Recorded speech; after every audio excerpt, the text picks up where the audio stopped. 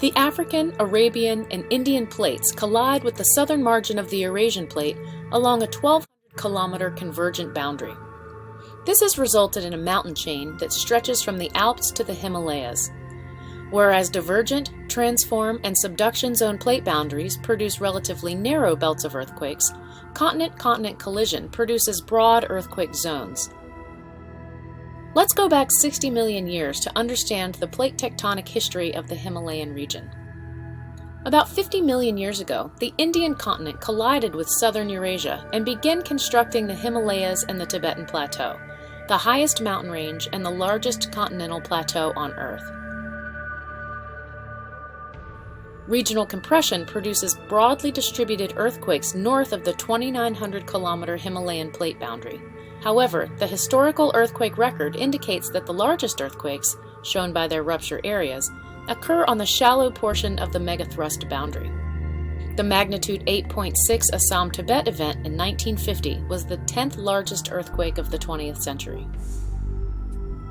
On April 25, 2015, the magnitude 7.8 Gorkha earthquake started 15 kilometers beneath the epicenter northwest of the Nepal capital of Kathmandu and ruptured 100 kilometers toward the east. To understand the Gorkha earthquake, let's look at a north-south oriented cross-section through the Kathmandu Basin. Geological studies and seismic imaging reveal a complicated history of faulting and earthquakes in the Himalayas, but here we focus on the active main Himalayan thrust fault.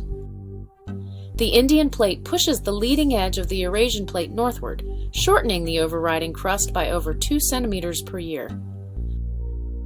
On the deeper, low-friction part of the plate boundary, displacement occurs by slow creep with few earthquakes.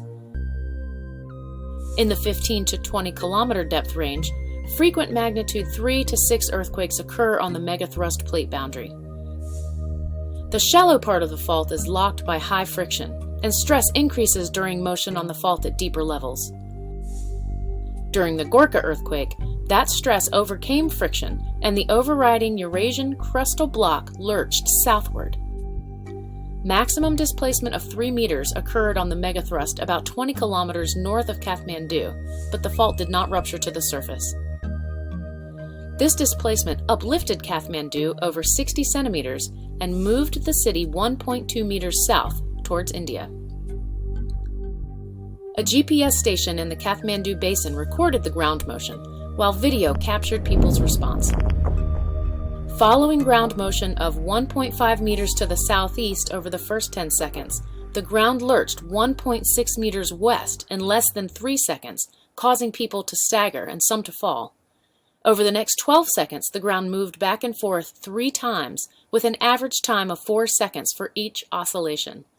This motion, with 4-second period and decreasing amplitude, continued for another minute.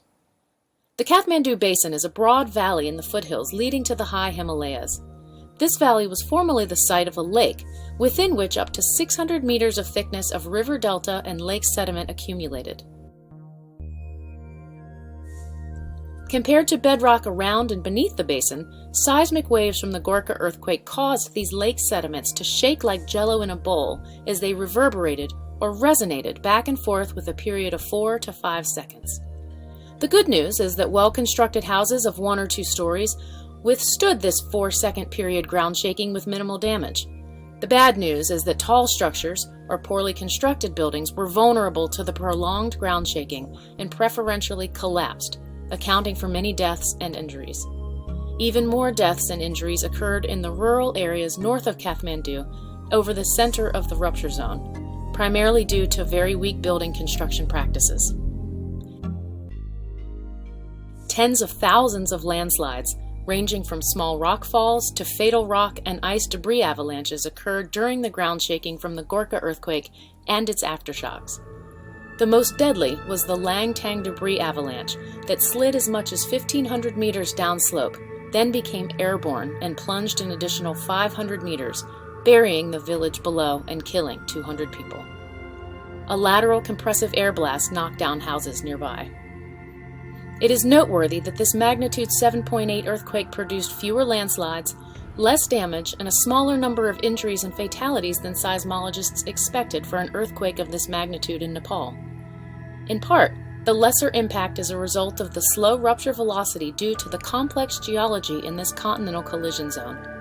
More importantly, rupture during the 2015 Nepal megathrust earthquake did not reach the surface, so ground shaking and associated effects were less severe than what have occurred during a shallower earthquake of similar magnitude. Because large amounts of water are provided from Himalayan snow and ice melt, the area south of the mountain range has become densely populated. Since 1950, India's population has grown from 360 million to 1.3 billion people today. When we overlay the seismic hazard map, we see a confluence of high population density in countless vulnerable structures within areas susceptible to strong shaking during earthquakes. Near-boundary cities such as Delhi, with a population of 11 million, may be particularly vulnerable to a megathrust earthquake that ruptures to the surface along the thrust zone. Strong buildings and community planning are essential to hazard mitigation.